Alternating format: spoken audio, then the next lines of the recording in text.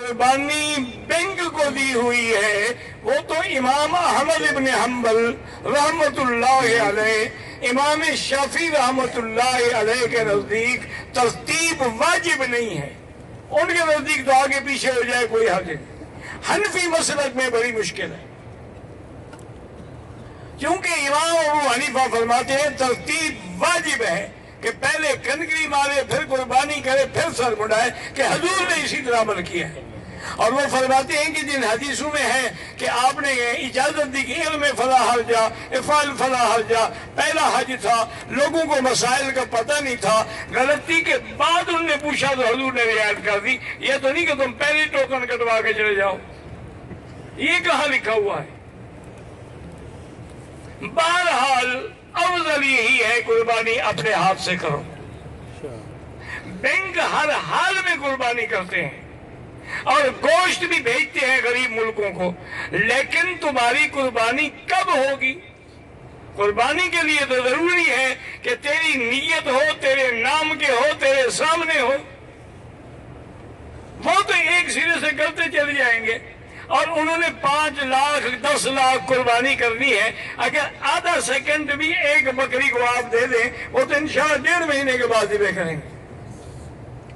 कर ही नहीं सकते, मजबूरी है। इसलिए जिनको अल्लाह ने पैसा दिया है, अगर बैंक में भी दे बैठे हैं कोई हाजिर नहीं, फिर भी कुर्बानी आप नहीं करें। और एक तरीका ये भी होता है कि मक्के में कोई दोस्त है जिस पर एतबार हो, उसको कहो कि बकरियां लेके खड़ी कर दो, हम आएंगे कनकरी मार के अपने सामने ज़िबे कराएंगे तो बाकी पैसे देंगे। ऐसे एतबार न करें। अब जब हमने कनकरी मार ली, कुर्बानी कर ली, हल्क करा लिया, एहराम हमारा खुल गया। एहराम खुलने के बाद यानी हम कपड़ा पहन सकते हैं, खुशबू लगा सकते हैं, लेकिन बीवी हलाल नहीं होगी जब तक तवाफ़े ज़ियारत न करे। जिंदगी बाकी तो बात बाकी इंशाअल्लाह। आप दरूशी पढ़ ले यार, पढ़े तो शौक से पढ़े, वरना बिल्कुल न। हकीकत बात है, मैं दियानतदारी से कहता हूँ, एक तो जो लोग दरूद शौक और ज़ौक से नहीं पढ़ते, मुझे डर है कि वो इसी गुनाह में न पकड़ जाए। एक दूसरे जो अंगूठे चूमते हैं, ये भी मुझे डर है कि वो इसी बेअदबी में न पकड़ जाए कि मेरे नबी का तसव्वुर तुमने ना नाखूनों में किया था, अंगूठों में किया था। मेरे नबी का तसव्वुर करना था दिल में करते, आंखों में बसाते, ये क्या कि नाखून चूम रहे हो, वो भी बेअदबी है। और ज़ौक से पढ़ने का माना क्या होता है कि हर लफ्ज पे नजर हो। अल्लाहुम्मा सल्ली अला, अल्लाहुम्मा सल्ली अला मुहम्मदिन व अला आलि मुहम्मद कमा सल्लैता अला इब्राहीम वाला आले इब्राहीम इन्नका हमीदुम मजीद। जब पढ़ें ज़ौक से पढ़ें, इसी तरह जब भी लब्बैक पढ़ें पूरे ज़ौक से तसव्वुर हो कि मैं आज अल्लाह के दरबार में हाजिर हूँ और इतना बड़ा गुनाहगार होकर, बदकिरदार होकर, मालिक ने मुझे आज उस मकाम पे खड़ा किया है, उस मकाम पे चलाया है, उस मकाम पे तवाफ कराया है जहाँ 1,24,000 पैगम्बर ने तवाफ किया। ये तसव्वुर हो और फिर कह के लब्बैक अल्लाहुम्मा लब्बैक अल्लाहुम्मा लब्बैक लब्बैक ला शरीक लक लब्बैक। दिल से कहे लब्बैक ला शरीक लक लब्बैक। तेरा कोई शरीक तो याद आता या अब्दुल कादिर जीलानी, या गौस आजम, या शबाज कलंदर, अली दा पहला लंबर, दमादम मस्त कलंदर। यही लब्बैक का माना है। फिर मुनाफिक न बनो, یا اللہ کی توحید کا اقرار کرو یا قبروں پہ سجدے کرو۔ یہاں بھی قبریں ڈھونڈ رہے ہیں کہ مسجد خیف میں 70 پیغمبر کی قبر ہے، نعوذ باللہ حضور قبروں کے اوپر نماز پڑھتے رہے۔ کہتے ہیں چاہے زمزم سے لے کر حجر اسود تک 70 نبی کی قبر ہے، حتیم کے اندر حضرت اسماعیل کی قبر ہے۔ یہ جھوٹ ہے، اللہ کے پیغمبر نے حکم دیا ہے کبھی قبر کے اوپر پاؤں نہ رکھو، کبھی قبر کی توہین نہ کرو، کبھی قبر پر ٹیک لگا کے نہ بیٹھو۔ تو اس پیغمبر نے پھر ہمیں اوپر چلنے کی اجازت کیسے دی؟ یہ اصل روایات یہ ہیں کہ 70 نبی نے نماز پڑھی ہے، ان نے کہا قبریں ہیں، چونکہ ان کو مکہ آنے کے بعد بھی، کعبے میں آنے کے بعد بھی، لبیک پڑھنے کے بعد بھی دل کی تسلی پوری نہیں ہوتی جب تک قبر کوئی نہ ملے۔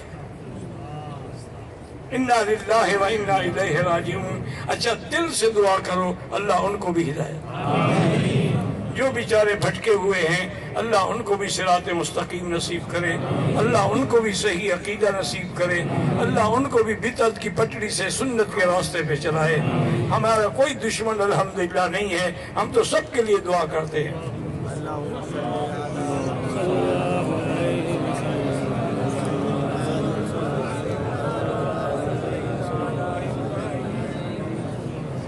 احرام کا باندھنے سے پہلے بغل کے بال یا دے دینا بالکل حجامہ سب کر سکتے ہیں، کوئی منع نہیں ہے، بلکہ سنت ہے۔ وہ تو ان کے لیے حکم ہے جو باہر رہتے ہیں کہ یکم ذی الحج سے نے قربانی کرنی ہے بال نہ کٹائیں، جو عمرہ کر رہا ہے وہ سر منڈائے گا، کیسے نہیں منڈائے گا۔ کعبے میں پاکستان میں جو ہم نیت کرتے ہیں کہ منہ طرف کعبے کے، یہاں کیا نیت کریں؟ یہاں منہ طرف خواجہ فرید کے، وہی کعبے کے اور کس طرف؟ خدا کا نام لو، یہاں آ کے کعبہ بھی بدل گیا۔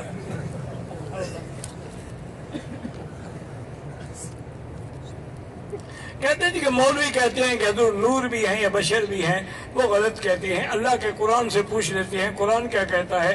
اللہ نے فرمایا میرا مدنی اعلان کر دو تاکہ لوگ جھگڑے میں نہ رہیں، قل انما انا بشر مثلکم، اعلان کر دو قل سبحان ربی هل کنت الا بشر رسولا، اللہ کے پیغمبر بشر ہیں۔ اگر جن سے نور مانو گے تو پھر حضور کی بیویوں کا شوہر کون ہے؟ نور کی بھی اولاد ہوتی ہے، نور کی بھی بیویاں ہوتی، نور کے بھی دندان زخمی ہوتے ہیں، نور کو بھی جنگ میں تکلیف ہے۔ خدا کا خوف کرو، آپ بشر ہیں، سید البشر ہیں اور امام الاولین والآخرین ہیں، اور یہی تو کمال ہے کہ بشر ہو کے معراج پہ جائے۔ اسی لیے اقبال نے کہا تھا سبق ملا ہے مجھے یہ معراج مصطفیٰ سے مجھے کہ عالم بشریت کی زد میں ہے کر دوں کہ نور بھی پیچھے بھاگ رہا تھا اور بشر اوپر جا رہا۔ کہہ دو صلی اللہ علیہ وسلم۔ 1400 سال گزر گئے ہیں، ابھی تک ان کو یہ پتہ نہیں لگا کہ حضور نور ہیں یا بشر ہیں۔ انا للہ و انا الیہ۔ تو آج تک کلمہ کس نبی کا پڑھتے رہے ہو؟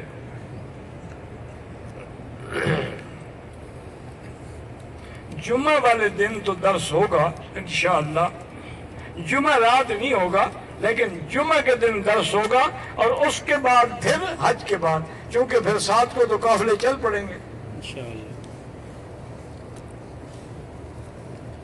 طواف زیارت اگر ہم نے احرام میں کیا پھر بالکل اجتباع بھی کریں گے، رمل بھی کریں گے۔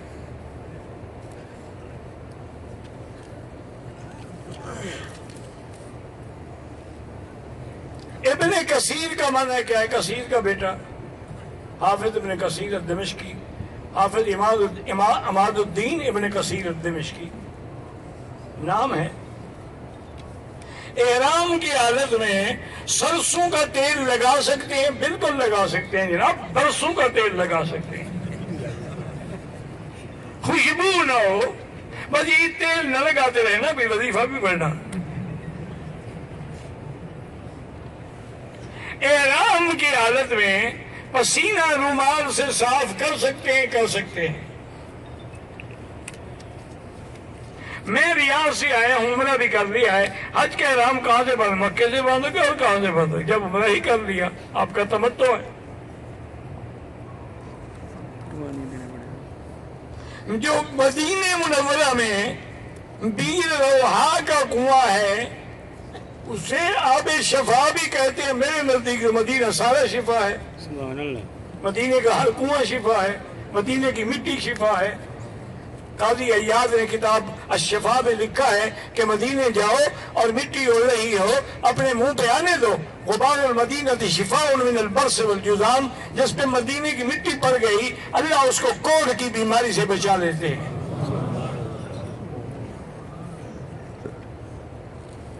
میں 25 سال سے گٹکے اور سگریٹ کا کاروبار کر رہے ہیں، بہرحال توبہ کرو اور یہ حرام چیزوں کا کام چھوڑ دو۔ چند دن امتحان آئیں گے، پھر اللہ رزق میں برکت دے دیں گے۔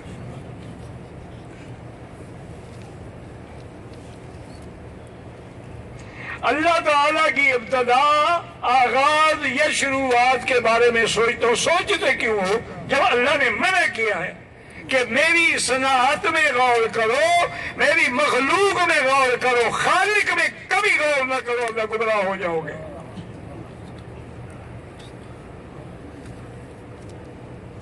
احرام میں تمباکو وغیرہ کھا سکتے ہیں، بالکل گناہ ہے۔ پیشاب کے قطرے کی وجہ سے انڈر ویئر نہ پہنے، نیچے اور کوئی کپڑا رکھ لیں۔ ہر نماز کے لیے وضو کیا، اس کو دھو دیا، سلا ہوا نہ ہو بس۔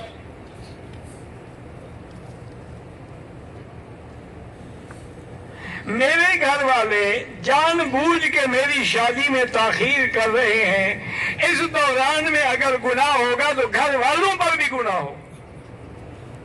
جو اپنی بچیوں کی شادی میں تاخیر کرتے ہیں وہ اس کے گناہ میں بھی شریک ہیں۔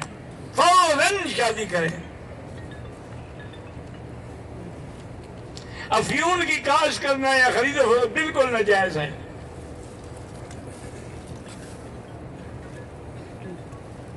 شیطان کو کنکری مارنے کے بعد ابھی ہم نے قربانی نہیں کی، حلق نہیں کیا، لیکن مکے میں آ کے طواف کر کے صفا دوڑ سکتے ہیں، دوڑ سکتے ہیں۔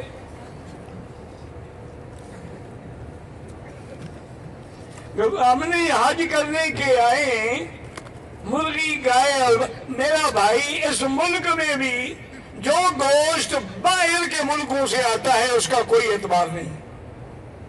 اللہ عالم وزی میں بھی کرتے ہیں کہ نہیں کرتے۔ البتہ اس ملک کا جو ہے یا خلیج کا جو آیا ہوا گوشت ہے وہ بالکل ٹھیک ہے۔ اگر کوئی شخص غصے میں آ کر کئی دفعہ اپنی بیوی کو کہہ دے کہ تم مجھ سے فارغ ہو، طلاق ہو گئی، پکا کام ہو گیا، فارغ ہو گئی، غصے میں آ کے کوئی رعایت ہو جاتی ہے۔ آدمی جب بھی بیوی سے طلاق دے گا تو غصے میں دے گا، محبت میں تو کوئی نہیں دیتا۔ خانہ کعبے کے ارد گرد ایک یا دو چکر لگانے کا ثواب ہے، بالکل گناہ ہے۔ طواف کے چکر ہی 7 ہیں، نہ زیادہ نہ کم۔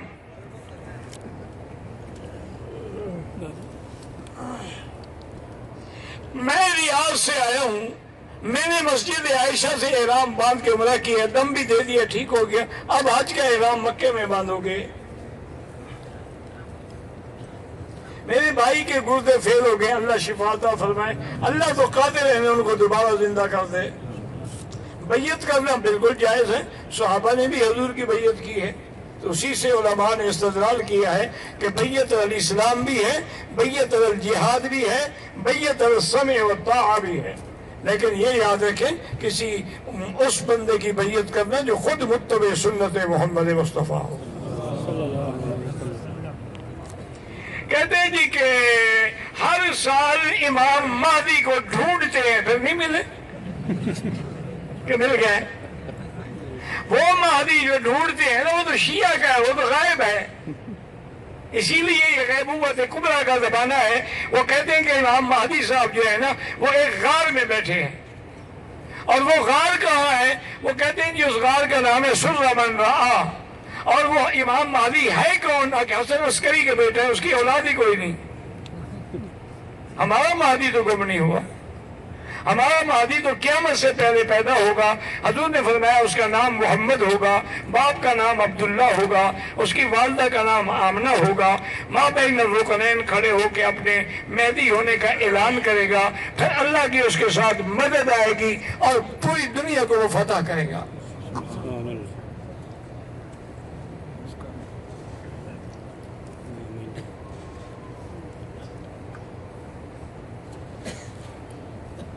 کہتے جی کہ نماز کے خشوع و خضوع رکھنے کے لیے یہ بھی ضروری ہے کہ دنیا کا اور کوئی کام نہ کیا جائے۔ یہ کیا بے وقوفی والی بات ہے؟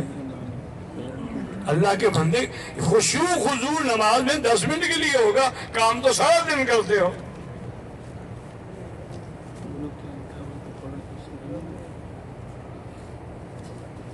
انتہائی مجبوری کی حالت میں، احرام کی حالت میں سر پہ کپڑا ڈال سکتا، ہاں اگر سردی سے مر رہا ہو تو ڈال سکتا ہے۔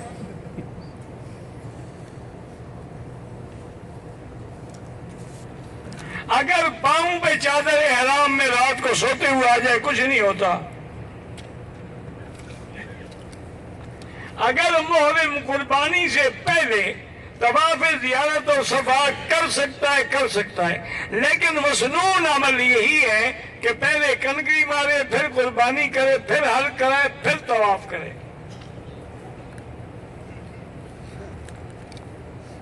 ایام تشریق کے اندر تلبیہ نہیں ہوگا، پہلی کنکری مارتے ہی تلبیہ ختم۔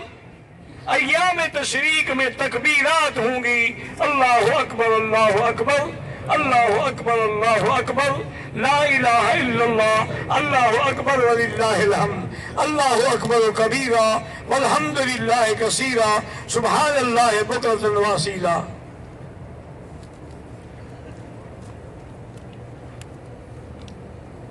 18 سال ہو گئے ہیں شادی کو، ٹیسٹ بھی ہمارے ٹھیک ہیں، لیکن اولاد نہیں ہے، تو میرا بھائی سورۃ یوسف پڑھ کے میاں بیوی وہ بھی پڑھا کرے، تم بھی پڑھا کرو، اللہ سے دعا مانگو کہ اللہ پاک رحمت، کیوں اس کی مرضی ہے نا جی، وہ چاہے تو تندرست کو بھی نہ دے اور چاہے تو بیماروں کو دے۔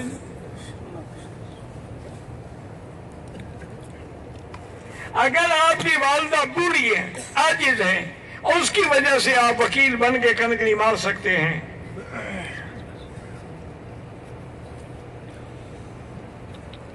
بہرحال قصر نماز کے بارے میں کیا پتہ کرنا ہے؟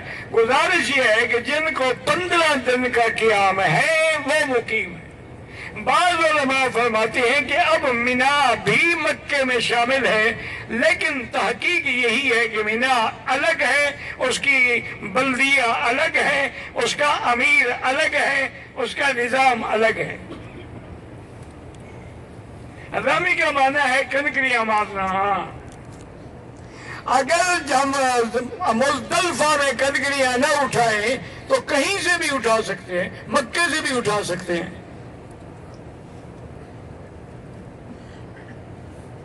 کہتے ہیں جی کہ کچھ بیماری ایسی ہے جس کا علاج ڈاکٹروں کے پاس نہیں ہے، زمزم میں تو ہے نا، ہر مرض کا علاج ہے۔ حج کے احرام سے پہلے طواف زیارت صفا نہیں ہو سکتا۔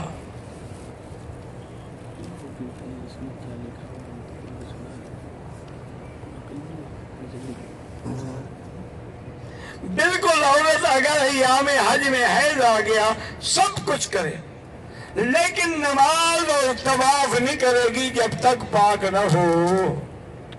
اچھا اگر مثلاً وہ 12 ذی الحجہ کے بجائے 15 ذی الحجہ کو پاک ہوتی ہے تب بھی کوئی جرمانہ نہیں، پاک ہو کے غسل کرے، آ کے طواف کرے۔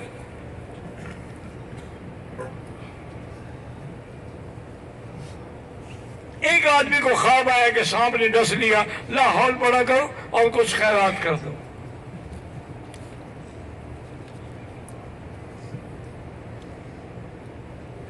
بالکل جب شروع کریں گے تو بسم اللہ اللہ اکبر وللہ الحمد۔ میں حج کے لیے آیا ہوں، والدین فوت ہو چکے ہیں، پاکستان میں ان کی قربانی دے سکتے ہیں، دے سکتے ہیں، حج کی بکری یہاں دیں گے۔ اگر چاروں اماموں کو مان لیں گے تو الحمدللہ صراط مستقیم پہ آ جائیں گے، اور اگر نہیں مانیں گے تو بھٹک جائیں گے۔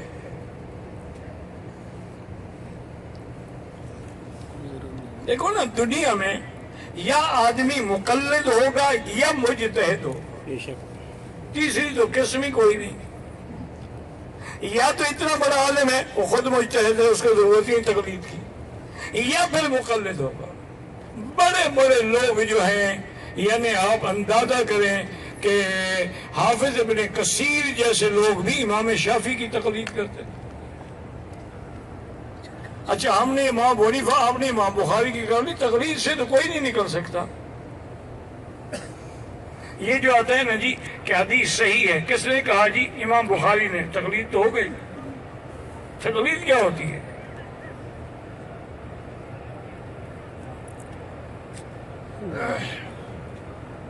اللہ سب کو صحیح معنوں میں حج کی توفیق دے اور صحیح معنوں میں اپنا شکر کی توفیق دے۔ تو اب حج تمتع والے اگر 8 ذی الحج کو یا 7 کو حج کا احرام باندھ لیں، نفلی طواف کر کے صفا مروہ دوڑ لیں، تو پھر آ کر طواف زیارت کریں گے، صفا نہیں دوڑیں گے۔ احرام کی حالت میں چھوٹی الائچی کھانا بالکل ناجائز ہے، تو خوشبو ہے، وہ تو کھائی خوشبو کے لیے جاتی ہے۔ اللہ اکبر۔